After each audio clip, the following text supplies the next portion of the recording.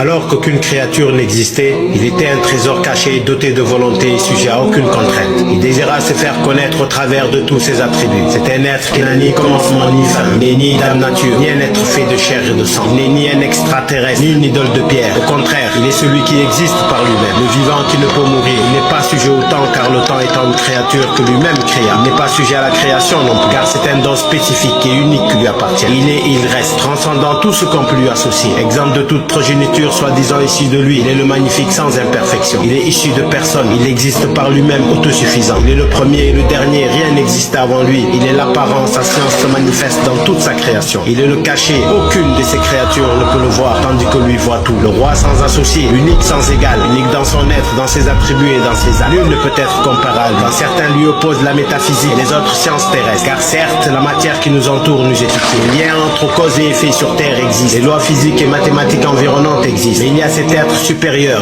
qui les a déterminés pour nous. Et ce, au-delà du néant hasardeux ou toute autre force imaginaire qu'on pourrait lui opposer. Cet être a tout défini et tout régi. Cet être est bien au-delà de sa création et des produits de l'imagination de sa création. Cet être, nous l'appelons Allah.